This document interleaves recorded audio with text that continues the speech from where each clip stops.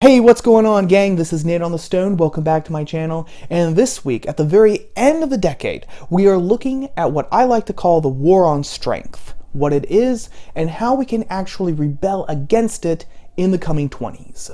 Back on December 11th, The Atlantic published a piece by a woman named Olga Kazan entitled, "Is it weird to wear leggings at work?" Kazan's answer? Not at all. In fact, according to her, leggings should be made the de facto attire for the office. The reason? The answer, short and sweet, is comfort. Kazan wrote, quote, "Working in leggings is approximately 400 times more comfortable than working in literally any other garment. I sit for at least 10 hours every day. Sitting for that long is not comfortable in regular pants. The waistband digs in, the legs ride up, and, depending on how long in the pelvis you are, the crotch gets more intimate with you than is common on Tuesday afternoons." Kazan recalls how that one time she wore leggings to work, everything seemed to be better, even things over which she had absolutely no control over. Her computer seemed to run faster, for example, and the people in PR seemed to be friendlier. But of course, quote-unquote, puritanical employers and concerned moms are thwarting and raising a fuss over women wearing leggings and being comfortable at work because these people seem to think that women wearing a piece of clothing that shows off their butt in any and all public settings is inappropriate. Go figure. But because women already have to put up with so much in the workplace, Kazan lists the gendered pay gap, gendered stereotypes about women personalities, as well as the expectation for them to wear makeup. She ends her piece with a plea saying, quote, "At least give us stretchy pants to endure it all in." Quel horror. Look, I can sympathize with Kazan. When I worked in the funeral industry, I had to dress the part every day. This was my look 5 days out of every 7 every week. Was it unbearable? No. Was it uncomfortable? You bet, especially in the summertime. But this is the professional look, not just for the funeral industry, but for the workforce in general. It's one of the sacrifices that we have to make to physically express our bona fides to our bosses and our clients. Them's the rules. Now, if this piece by Kazan was an outlier, it wouldn't be a big deal. The problem is that it isn't. You've probably noticed the growing trend of seeing people out in public, like in the bank or at the store, in their pajamas. In a Quora thread entitled, "Why do people wear their pajamas at the store?" the reoccurring answer involved comfort. Grace Robertson said, quote, "Well, it could be that they are going to make a quick run to the store just to get that one item, and their pajamas are so warm and comfortable. They really just don't want to get into clothes that bind and are tight. They've been in their business clothes, and it's just so comfy to wear something loose." Jemmet Gonzalez said, quote, "Well, in my opinion, people go to the store in their pajamas because it's more comfortable. I have done this before. I have even gone in my pajamas to eat to a restaurant. But this is pretty weird, and probably I'm the only one who does this." And this trend didn't just spring up out of nowhere within the last couple of years. Way back in 2012, Slate ran a piece entitled "The Pajama Manifesto," in which Farhad Manjoo wrote that the growing trend of wearing pajamas in public was progressive and egalitarian because it was going to increase, you guessed it, comfort. I contend that we'd all be better off. More comfortable, less anxious, substantially happier, and did I mention more comfortable? If adults habitually wore pajamas outside during the day. And this desire for comfort 24/7 extends way beyond just leggings and PDP, public displays of pajamas. Did you know, for example, that within the next 10 years, by 2030, 50% of all Americans are going to be obese? The New England Journal of Medicine published a piece on December 19th in which the author stated that within the next 10 years, 1 in 2 Americans will be obese, and 1 in 4 Americans will be severely obese, meaning that they are going to be 100 pounds overweight minimum. 2 reasons for this growing trend of obesity, according to CNN, were the continued use of sugary drinks and ultra-processed foods, like from fast food joints, as well as the general decline in food prices, which included these unhealthy ultra-processed foods. This craving for comfort even extends to how we see our own families. Back in May, Jancy Dunn wrote in the pages of the New York Times, no less, that she and her husband's marriage has a third wheel: their 9-year-old daughter, Sylvia. Because you see, when Sylvia was born, Dunn says she didn't want to recreate the dynamic that she grew up in when she was little, where children knew that they were children and they knew that their parents were their parents and not just their best buds. The problem, however, is now that little Sylvia has grown up in this new environment, when Dunn and her husband want to slip off, maybe have dinner, catch a show, grab a drink, maybe do the old devil's tango. Sylvia gets upset because she's not part of the fun, because that demarcation between child and parent has not been substantially made. Dunn created this problem, and now that it's actually eating away at her comfort, she takes to the national newspaper in the country to declare her child, her own flesh and blood, her own extension of herself, a third wheel.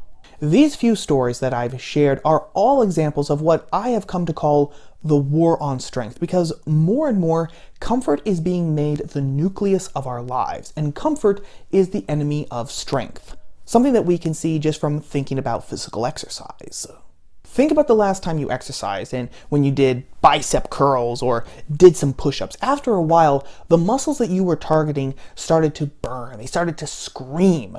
That's because you were literally ripping your muscles apart with micro tears. Now that sounds like a bad thing, but this is the really neat thing about our bodies. Those micro tears are actually what causes us to gain strength as well as to build muscle mass. And the reason for that is because strength and muscle mass are gained when the muscles repair those micro tears when we're resting.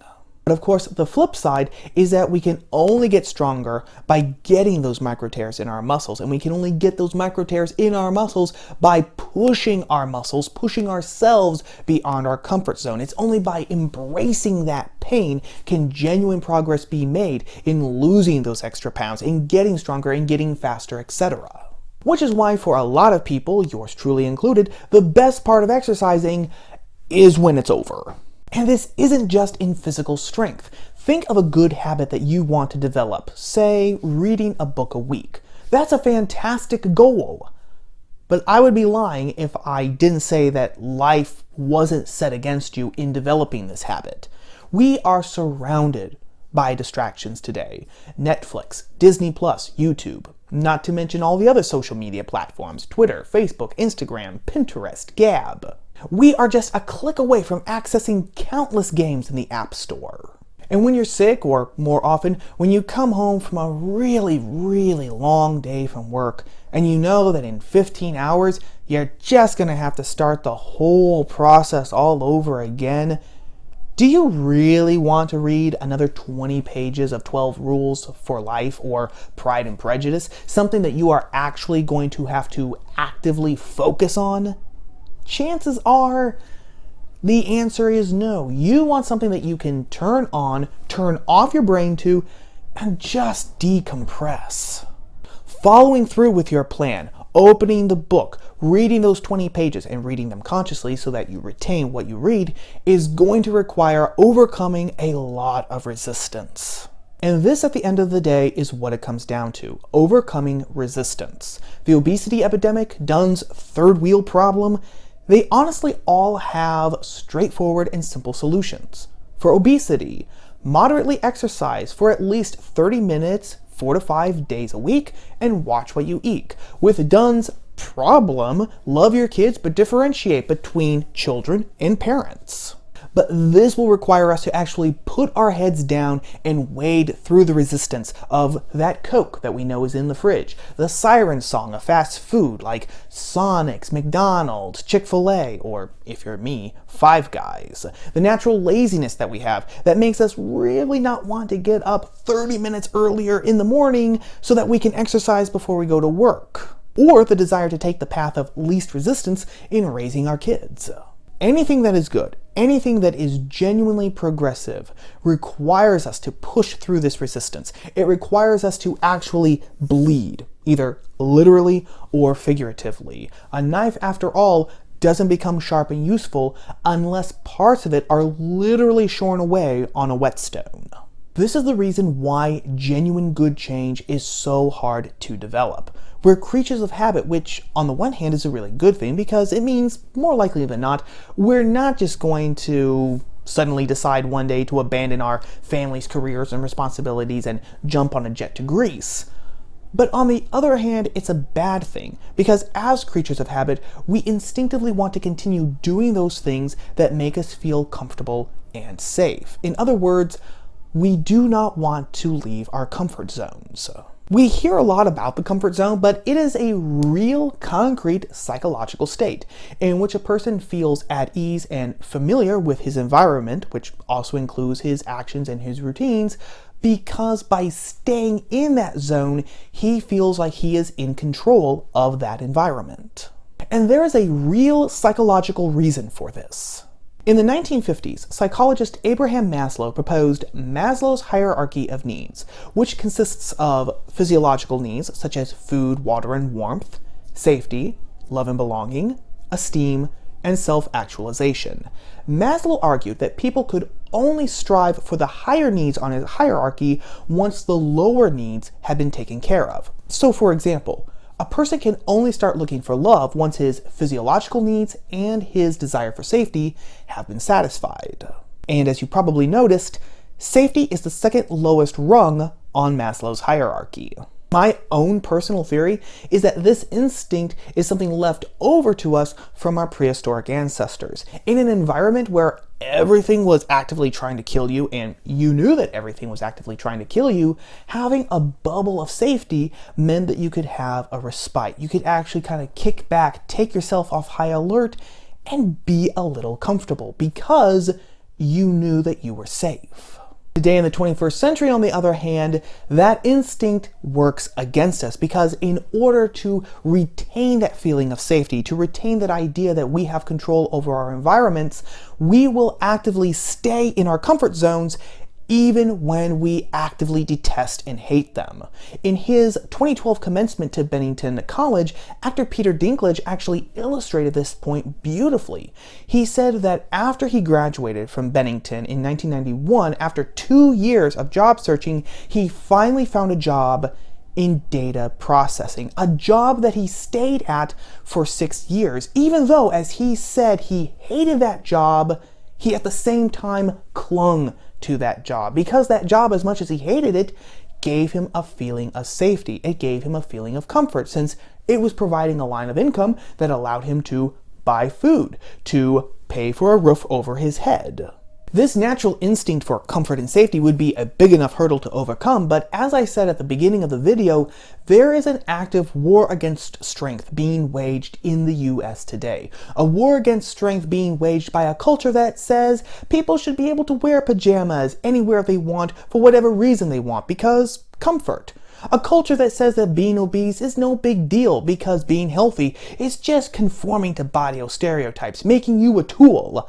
As well as the fact that being healthy also requires pain and self-discipline, and who wants to do that when the culture is also telling you that you're okay and you're the only one who gets to define what okay means for you. A culture that allows a store like Nordstrom's in Seattle to forbid an 85-year-old man from standing outside and raise money for the Salvation Army, for the poor and the hungry, because Nordstrom's LGBTQIA+ employees spoke to store management and said that 85-year-old man's presence outside the store, mind you, made them feel uncomfortable. A culture that makes us see our own children as nothing more than parasites and spongers.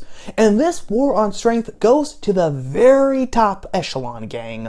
You might have heard rumblings, or more accurately, harpy shrieks of anger, when the Trump administration stated that it was going to tweak some of the work requirement rules for the SNAP program, i.e. the Federal Food Assistance Program.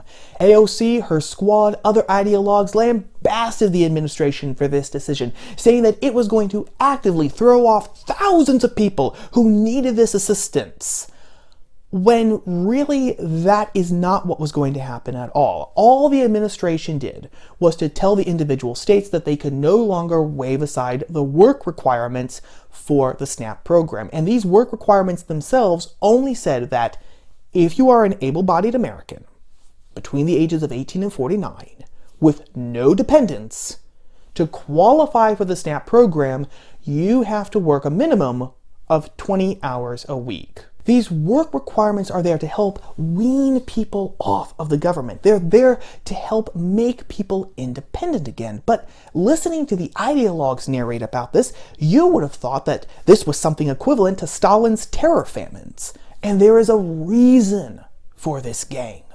People who are independent and self-sufficient, or who aspire to be independent and self-sufficient, people, in other words, who are either strong or who want to be strong, they are less easily controlled because they don't need the ideologues and the elites babysitting for them. They take care of themselves, they help each other, and they help the people who are less fortunate than they. The ideologues, the elites, the pointy heads, they can't stay relevant, they can't stay in control in a population filled with strong, independent people who help themselves and who help other people. They need a population filled with soft and dependent people. With a new year upon us, and a new decade to boot, make as one of your ultimate goals for the 20s the rebelling against this war on strength. Pick a resolution or two that will push you out of your comfort zone and just have at it. We all know the jokes about New Year's resolutions, but make this year the year that is different. To help, utilize the Bayesian method, link in the description below, that allows you to improve on something by just 1% a day. Now that doesn't sound like much, but multiply that by a whole year.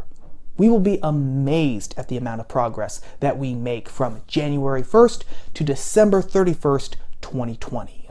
For example, if your resolution is to read a book a week, don't pick as your first book War and Peace, and don't say, I will read 50 pages every night. No. Use the Bayesian method. Resolve to read 1 page every night, and then increase it to 2, and then increase it to 3, and then increase it to 4. Pretty soon, you will be reading an entire forest of knowledge. But what say you? How are you going to be rebelling against the war on strength in the coming new year? Let me know in the comments section below, and you will also find there some of the ways that I intend to rebel as well. Well, that about wraps up everything for right now, gang. As always, if you liked the video, whether you agreed with me or not, don't forget to show your support by giving it a like, sharing it on social media, leaving a comment, and if you liked the video, consider subscribing to the channel and ringing the bell for notifications, so that you will always know when I post new videos like this every Tuesday. Videos you're not going to want to miss. As always, thank you for watching, for giving me a little bit of your day. Thank you to everyone who has already subscribed to my channel. Thank you for giving us a great year here on the Stone Gang. I will see you all again here next week, the first video of 2020, here on the Stone. Happy New Year, gang. Ciao. Let's watch the old year die with a fond goodbye, with our hopes as high as a kite. How can our love go wrong if we start the new year right?